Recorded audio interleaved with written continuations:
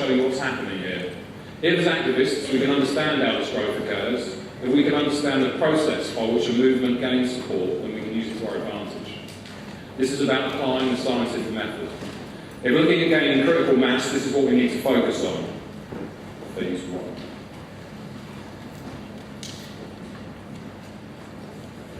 So let's get started. What is activism, and importantly, who are the activists? Last year I approached this question by looking at what I had done, which is no doubt why I get asked to talk.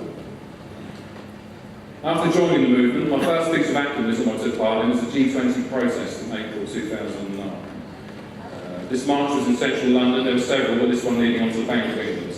Protesters from various English organisations were invited, and to put a voice across, I made some Zeitgeist banners, wore a t-shirt, and marched with every man. I did manage to speak to a few small journalists discussing the movement, but I've never seen any stories since. And anyway, as often with protests, they descended into anarchy and nothing much was achieved.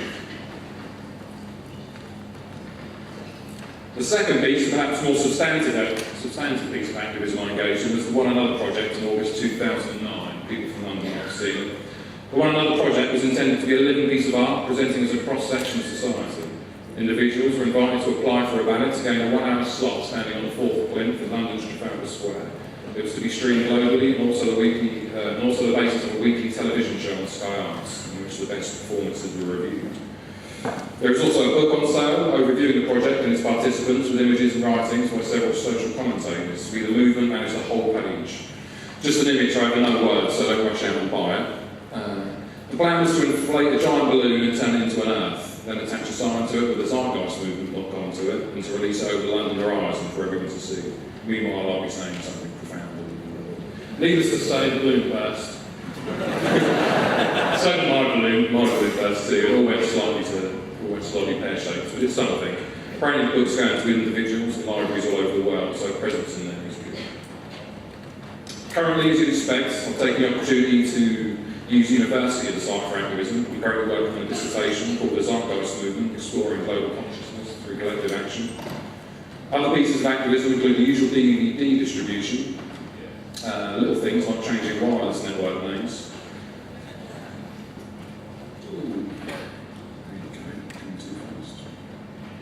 And importantly, talking to people every day, connecting with people in any way possible, individuals or groups like yourselves.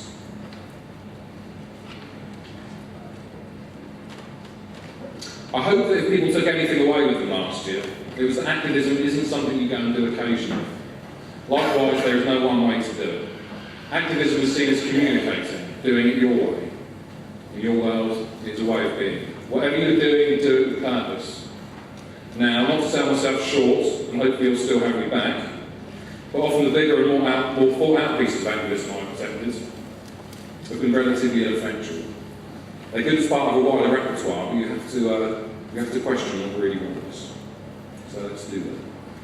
Now, being honest, and don't worry about my feelings, who was here because they saw me stand on the plinth or wave a banner at the G20 protest? Put your hand up. Okay, put your hand up if you've never seen me before in your life. Taxi.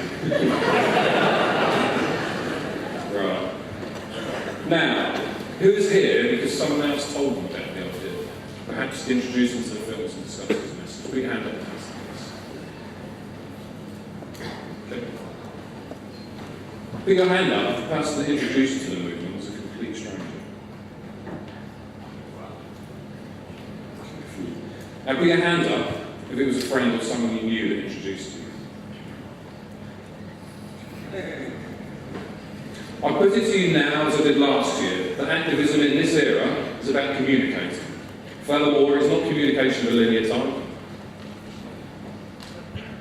i.e. one man or a small group communicating to lots of strangers, but rather activism, as we need to understand it, is lots of people talking to lots of people they're connected to. It's about using horizontal communication. How many people here told someone where they were going today and talked about them? How many people kept it a secret? So there's a couple, okay. For me, this is activism. It's reaching out to people in your life. Activism isn't a single vision. Our goal isn't achieved through single interactions or demonstrations. It's a product of multiple visits, of ongoing communications, of questions and answers, of shared discovery. It is about talking to people we are connected to, sharing ideas. So I'll ask again, how many activists do we have here today? Oh, better last year. Okay.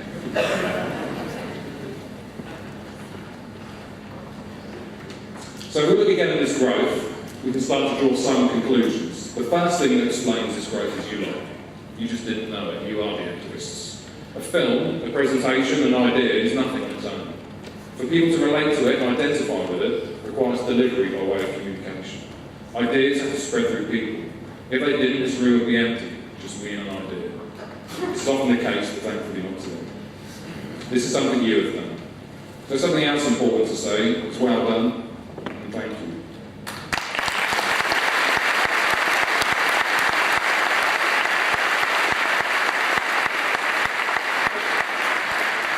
But keep it up. The only way we have as a movement, the only influence, so to speak, is you. As Peter said in a recent interview, the movement is becoming an amalgam of different circumstances, where the ideas permeate the culture at multiple levels. These are your circumstances and your cultures. You are making the ideas a part of them. This is the zeitgeist beginning to shift, or a minimum being challenged. But last year also, I was keen to avoid any technological determinism in my talking. The task is not foregone. Horizontal communication was seen as a tool. It is acknowledged. Ooh, sorry, I pressed the wrong button.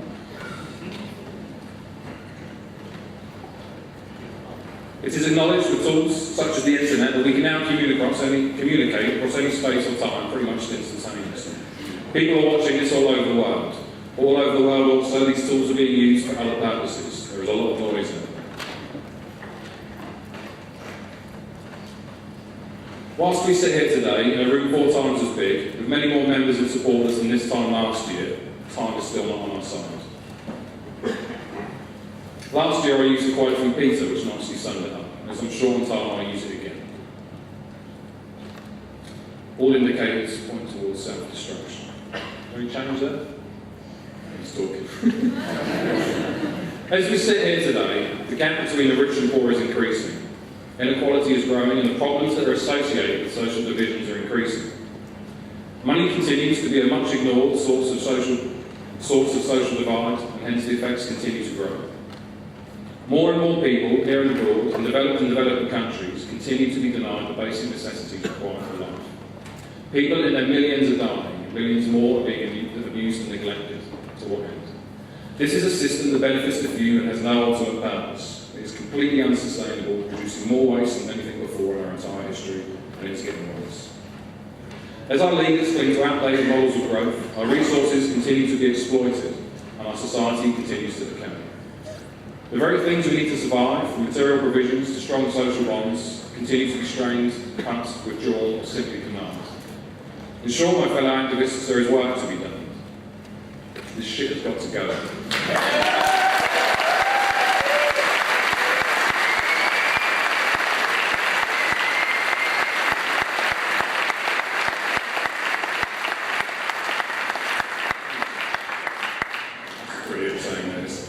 So what new can I tell you? How can I further explain this growth? What I'm about to tell you is not new. As many of us know, we live in a dark age of scientifically, especially with its application, a severe case of cultural leak.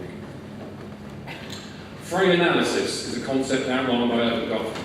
It is a method for studying collective action, and one of the main approaches now used for studying social movements in sociology. The main text was published in 1974. Of course, Goffman is picking up on the work of others, but essentially he was concerned with people's different realities and how this drives action. This is not an extreme social science argument that the world is socially constructed in its entirety, but rather that individuals or collectives apply frameworks of understanding when interacting with the world, the objective world.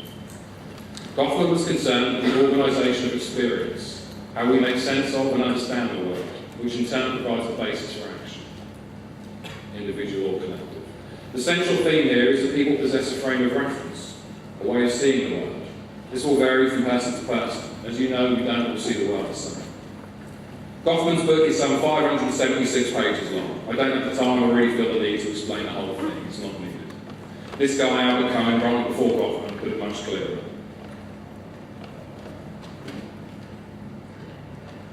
Our beliefs about what is possible, and what consequences flow from what actions do not necessarily correspond to what is objectively true. The facts never simply stare us in the face.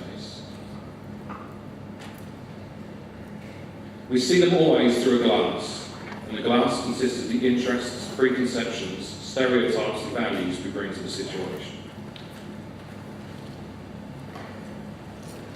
This glass is our frame of reference. We don't see the world with our eyes, we see it with our minds.